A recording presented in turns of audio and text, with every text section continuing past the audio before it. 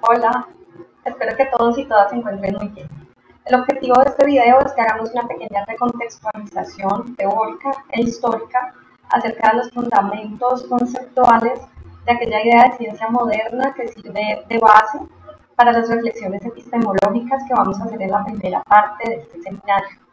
De manera que los y las invito a que veamos algunos de los elementos que constituyen el debate en torno a la ciencia moderna y su resonancia sobre las ciencias de la educación. El primero de los conceptos que quiero que volvamos a traer de sus lecturas previas y de sus seminarios previos a esta discusión y a esta reflexión es el concepto de modernidad. Ustedes saben ya que hay varias maneras de entender la modernidad. Una de ellas es como un periodo histórico. Sin embargo, en tanto que periodo histórico, la idea de modernidad nos plantea varias dificultades, porque no existe un consenso entre los autores acerca de a partir de cuándo podemos comenzar a hablar acerca del mundo moderno. Por supuesto, hay algunos procesos históricos que nos dan claves para definir esa cuestión. Por ejemplo, sabemos que uno de los elementos fundacionales de la modernidad en términos históricos se sitúa, por ejemplo, en el siglo XVI con la Reforma Protestante. Este acontecimiento fue muy importante porque fue un ejercicio de interpelación de los poderes establecidos, el poder de la Iglesia de Roma y sobre todo de su monopolio sobre el conocimiento, que permitió además reinventar la imprenta y utilizarla para traducir la Biblia a lenguas romances y poner de esa manera el conocimiento de las escrituras al alcance de todas las personas, lo cual sin lugar a dudas puso en serio cuestionamiento el papel intermediador de la Iglesia entre los seres humanos y Dios, y al hacer eso sentó las bases para empezar a construir una concepción más humanista y por supuesto más centrada en la razón de la cultura. Hay otro elemento que resulta súper importante para situar los orígenes históricos de la modernidad y tiene que ver precisamente con la revolución copernicana y toda esta idea de que en contra de lo que la religión enseñaba y en contra incluso de lo que los sentidos y el sentido común parecían sugerir, la Tierra no era el centro del universo. Esa idea es muy importante, la idea de que la Tierra es el centro del universo es muy importante para el discurso cultural de la Edad Media, porque permite una representación del mundo y de los seres humanos coherente con esa narrativa de la creación divina y de la creación del ser humano y del mundo a imagen y semejanza de Dios. Sin embargo, a partir de la Revolución Copernicana, empezamos a comprender que por la vía de la razón y por la vía de la observación y de la reflexión sistemáticas y racionales de los fenómenos del mundo, podríamos venir a cuestionar todas esas verdades que hasta entonces habían aparecido como incuestionables. De allí la importancia de la Revolución Copernicana. Otro elemento importante en el origen de la modernidad es, por supuesto, el Renacimiento, esto es, la revalorización de aquellas representaciones del ser humano y su papel en el mundo propios de la tradición griega antigua, que servirían de base más adelante para la construcción del moderno humanismo occidental. Y se encuentran también, por supuesto, las famosas revoluciones democrático-burguesas, entre las cuales siempre subrayamos las de los Países Bajos, la de los Estados Unidos y la Revolución Francesa. Las revoluciones burguesas fueron muy importantes en la construcción de la modernidad, no solo porque derrocaron a las monarquías y de alguna manera pusieron fin a ese periodo monárquico que caracterizó los gobiernos durante la Edad Media, sino además porque las revoluciones burguesas procuraron transformar radicalmente la representación que teníamos no solo del gobierno, sino del mundo en general, para construir un mundo social centrado en el ejercicio de las libertades, centrado en el ejercicio de las garantías y de los derechos que nos asisten a todos los seres humanos, solo por el hecho de haber nacido dotados de dignidad, lo cual nos hace sustancialmente iguales ante la ley. esas ideas que ya venían gestándose en la filosofía política de los albores de la modernidad vinieron a concretizarse en una propuesta política e histórica de democracia liberal a partir de las revoluciones burguesas, y ese es uno de los elementos centrales para caracterizar a la modernidad como periodo histórico. Y así como estos elementos, hay muchos otros que son objeto de debate. Algunas personas sitúan el origen de la modernidad, por ejemplo, en el periodo de inicio de los descubrimientos, porque fue el inicio de los descubrimientos lo que marcó, lo que inauguró el proyecto de la expansión territorial y cultural de Europa sobre el resto del mundo. Otras personas, incluso más osadas,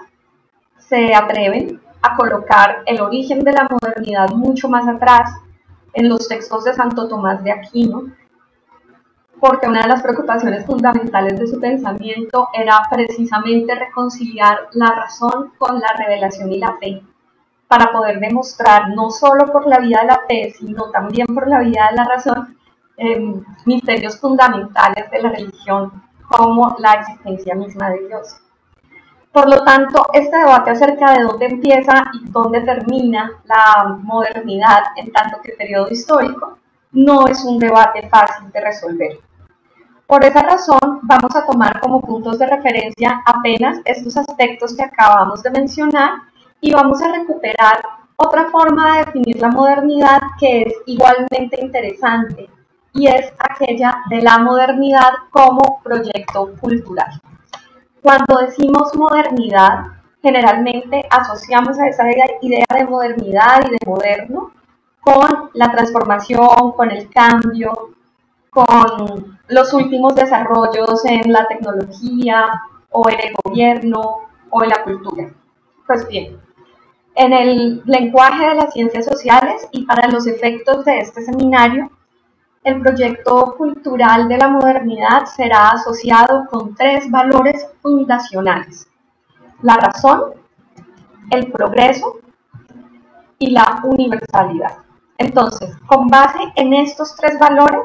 podemos comprender la modernidad como aquella concepción del ser humano, de la sociedad y de la historia, que considera al ser humano como el centro de toda la dinámica social,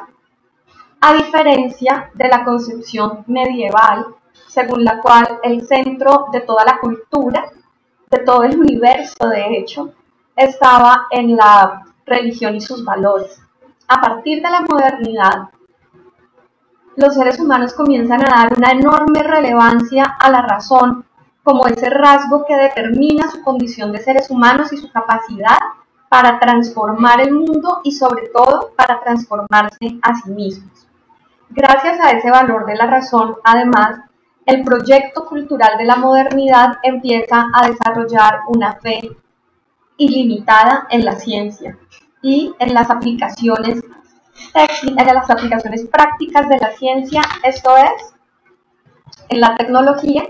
y en el conocimiento que, basado en esa forma de pensamiento, permite el desarrollo de actividades que nos conduzcan de nuestros objetivos a nuestros fines, es decir, el conocimiento técnico. El otro valor importantísimo dentro del discurso filosófico de la modernidad es el valor del progreso. El valor del progreso es una particularísima forma de representación del tiempo histórico propia de la modernidad. Para los modernos, la historia es un continuo, sucesivo, racional, ordenado, que transcurre de manera lineal y ascendente, siempre hacia aquella finalidad que se conoce como progreso. El progreso entonces es el telos, la finalidad, el propósito de la historia. Y la historia no es un conjunto desordenado de hechos aleatorios, ni es tampoco producto de fuerzas incontrolables y desconocidas para los seres humanos. La historia es un proceso ordenado que es posible conocer y controlar con los conocimientos adecuados. El progreso viene a ser el factor explicativo por excelencia del devenir histórico en el proyecto cultural de la modernidad. En términos más concretos, la idea de progreso viene a operacionalizarse y a materializarse en las sociedades contemporáneas, por ejemplo, en el discurso del desarrollo. Y finalmente, el proyecto de la universalidad en el pensamiento moderno tiene una enorme importancia porque para las sociedades y las culturas que fundaron esta visión del mundo, esa visión no podía limitarse únicamente al contexto local en el que de hecho había surgido, es decir, aquella Europa de finales de la Edad Media con unas pretensiones y con una trayectoria y una historia como sociedad muy particulares. No, para los modernos, la modernidad debía ser un proyecto y una visión de mundo de alcance universal. La interpretación que la razón moderna nos ofrece de la historia, piensan los modernos, es aplicable al pasado, al presente y al futuro, y no solo es aplicable a Europa, sino que además es aplicable a todas las demás sociedades que han existido, que existen y que existirán. De allí que estos valores, razón, progreso y universalidad, a pesar de representar un discurso cultural que en su momento fue profundamente revolucionario y profundamente transformador, son susceptibles de muchas críticas. Para poder acceder a esas críticas, por ejemplo, en la narrativa que nos presenta Wallerstein sobre el origen de las ciencias sociales, en las críticas que hacen Maldonado y otros autores al discurso de las ciencias de la educación y, por supuesto, al planteamiento crítico de Santos respecto de la ciencia moderna, necesitamos comprender en qué momento estos valores de la modernidad abandonan ese territorio emancipatorio, dejan de ser valores transformadores, revolucionarios, disruptivos del orden social y se convierten en un discurso funcional a los fines de la dominación social. Cuando digo necesitamos saber en qué momento ocurre esa transición de un paradigma de emancipación para un paradigma de dominación, no me estoy refiriendo, por supuesto, a un punto específico del tiempo, sino que me estoy refiriendo más bien a los procesos históricos, los discursos, las prácticas que hacen, por ejemplo, de la razón un discurso justificatorio de una manera completamente retrógrada de relación entre la naturaleza y la sociedad, por ejemplo. O aquellos discursos y aquellas prácticas que hacen del progreso una forma de representación eurocéntrica del devenir histórico que desconoce las particularidades culturales, temporales y espaciales de las sociedades. O, por ejemplo, aquellos discursos y aquellas prácticas que convierten a la universalidad en una justificación ideológica y política del proyecto imperial colonial europeo. ¿Cómo fue posible que llegáramos a la realización de que efectivamente detrás de esos valores en su momento tan revolucionarios había también formas de poder y de dominación que eran transportadas por la narrativa de esos valores? Ha habido, por supuesto, varias corrientes críticas que nos han permitido comprender esa cuestión. Una de las más influyentes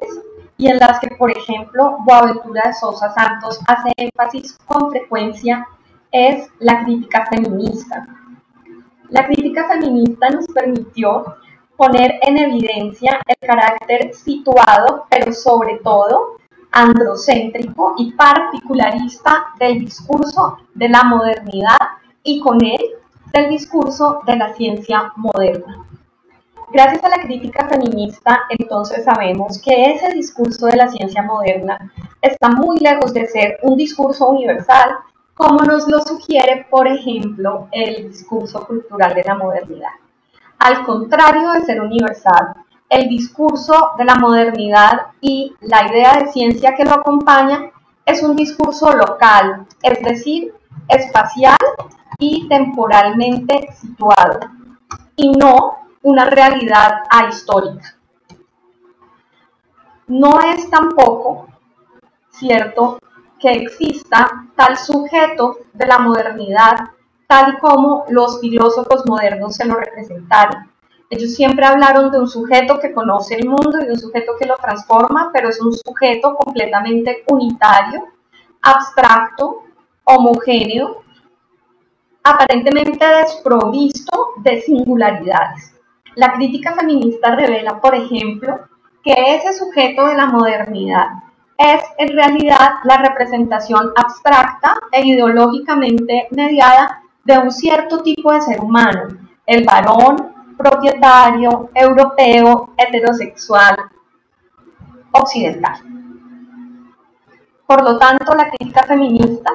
nos invita a reconocer el contenido profundamente androcéntrico del discurso de la modernidad y dentro de él del discurso de la ciencia moderna.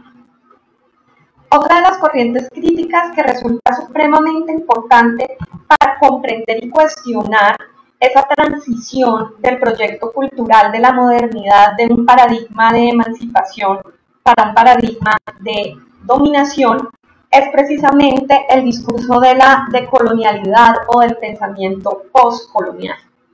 ¿Qué es lo que nos comunican los teóricos de la decolonialidad? Ellos nos llaman la atención sobre el hecho de que si bien las relaciones administrativas entre las metrópolis y las colonias terminaron con los procesos de descolonización que comenzaron en el siglo XVIII en Haití con la influencia de la Revolución Francesa, que se prolongaron durante todo el siglo XIX y que llegaron incluso hasta bien entrado el siglo XX con la descolonización de los territorios africanos que estaban bajo el poder colonial de Francia y Portugal. Si bien esos vínculos administrativos se rompieron, el vínculo cultural entre las metrópolis y sus antiguas colonias no terminó nunca de desaparecer. Y que, a decir verdad, esas relaciones coloniales e imperiales que fueron tejiendo la geopolítica mundial siguen marcando todavía las relaciones de poder que existen entre los países ricos y los países pobres, entre los países del centro del sistema mundo y los países de la periferia. Es decir que, si bien los vínculos formales fueron superados, hoy en día podemos seguir afirmando que el orden geopolítico global obedece en gran medida a las relaciones jerárquicas de poder que se establecieron a lo largo del periodo colonial.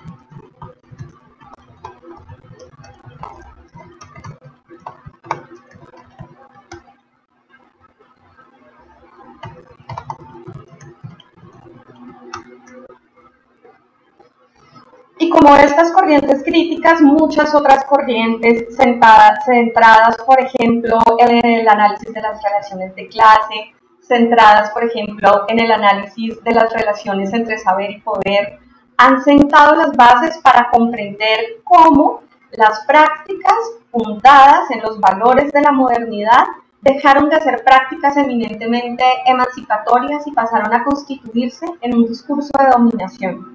Dominación que no solamente se ejerce entre los seres humanos y la naturaleza, sino también entre los seres humanos y otras formas de vida en el mundo que no son reconocidas de manera simétrica en igualdad de condiciones con las personas. Vamos a hablar ahora un poco acerca de el papel que en todo este proceso ha desempeñado la epistemología. El discurso de la epistemología es un discurso muy problemático en el contexto de la crítica a la modernidad. La razón por la cual es tan problemático es porque en sus orígenes la epistemología, que como ustedes muy bien saben proviene etimológicamente del vocablo episteme, que se refiere al conocimiento cierto o al conocimiento confiable, les decía, la tarea de la epistemología estuvo en sus inicios centrada en una reflexión acerca del conocimiento, acerca de nuestras posibilidades como seres humanos de llegar a conocer el mundo, de llegar a apropiarlo intelectualmente con un alto grado de confiabilidad y de validez de ese conocimiento. Sin embargo, en algún momento de su historia, la epistemología dejó de ser esa reflexión filosófica amplia acerca de los límites y las posibilidades del conocimiento humano sobre el mundo y pasó a convertirse casi exclusivamente en una rama de la filosofía encargada de reflexionar acerca de los límites, las posibilidades y las condiciones de validez de un solo tipo de conocimiento, que era precisamente el conocimiento científico. Es decir, que la epistemología tomó de entre todos esos saberes que estaba encargada de evaluar y cuyo proceso de construcción estaba encargada de iluminar, un solo tipo de conocimiento como modelo, es decir, la ciencia moderna occidental. Y al hacerlo, empezó a utilizar ese modelo de conocimiento como criterio o medida de referencia para evaluar todas las demás formas de saber. Como ustedes se imaginarán, después de las lecturas que hemos hecho para este seminario, el hecho de utilizar la ciencia moderna como punto de referencia para evaluar todas las demás formas de conocimiento fue trayendo consigo eventualmente una desvalorización de esas otras formas de conocimiento que no se asemejaban al conocimiento científico. La epistemología acabó entonces así convertida en un discurso justificatorio de los valores promovidos por la ciencia moderna y con ellos de las concepciones asociadas al ser humano, a la relación entre naturaleza y sociedad y a los tipos de intervención técnica de la naturaleza que a la postre han tenido repercusiones sociales, culturales y ambientales potencialmente irreparables. Y esa es la tragedia con la epistemología. Sin embargo, en el proyecto de Santos y en el proyecto de toda esta corriente crítica de la modernidad, la epistemología no es un proyecto todavía perdido. La epistemología puede ser rescatada siempre y cuando, primero, reconozcamos todas esas limitaciones inherentes al discurso cultural de la modernidad y todas las consecuencias y los impactos negativos que ese discurso cultural de la modernidad ha tenido. Segundo, mientras reconozcamos que la ciencia es un tipo de conocimiento, entre otros. Es decir, que la ciencia no es de ninguna manera la forma por excelencia de conocimiento cierto y verdadero sobre el mundo. De hecho, existen muchas otras formas de conocimiento, entre las que podemos destacar el sentido común del que nos habla Santos en su discurso sobre la ciencia, la filosofía, el mito, la religión, los saberes ancestrales, las humanidades, las artes, todas formas de conocimiento del mundo que responden a necesidades humanas y que no son más ni menos válidas, ni son más ni menos dignas que la ciencia occidental. Lo que Santos nos dice es que ningún tipo de conocimiento, y esta es una de las propuestas epistemológicas de esta corriente de las epistemologías del sur, ningún tipo de conocimiento es a priori más válido que otro. Lo que determina si un conocimiento es válido o no son sus efectos sobre la realidad. Solo podemos emitir juicios sobre la validez del conocimiento si los sometemos a la prueba de sus efectos sociales. Y esta es una idea muy importante para los fines de este curso y espero yo también que para los fines de sus investigaciones. Y es que reconozcamos que la validez del conocimiento no se deriva a priori de si ese conocimiento se reclama científico o no, de si fue producido en un prestigioso laboratorio o no, de si fue publicado en una prestigiosa revista científica o no. La validez del conocimiento, aparte de todas aquellas condiciones intrínsecas del propio conocimiento que tienen que ver con la coherencia interna,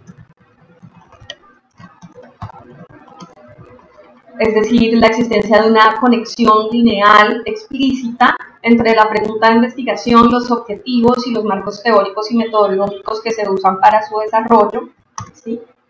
Además de la consistencia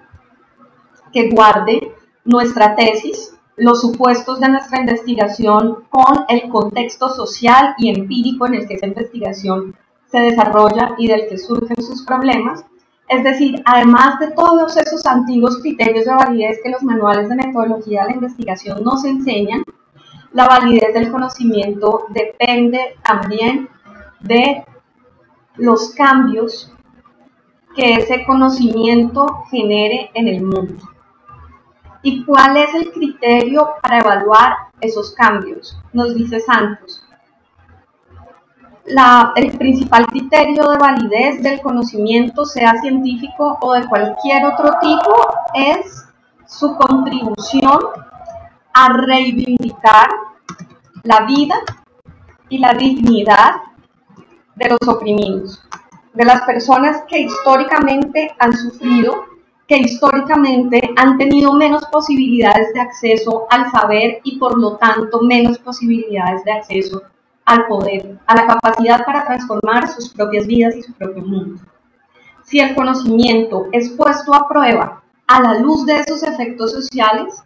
su validez entonces será aceptada con independencia de si se trata de conocimiento científico, de conocimiento experimental, de conocimiento interpretativo o de sentido común o de cualquier otra forma de relación cognitiva con el mundo. Con base en estos elementos es que quiero entonces que vayamos a la discusión acerca del discurso sobre las ciencias de Boaventura de Sousa Santos. Gracias por su paciencia y por haber llegado hasta aquí.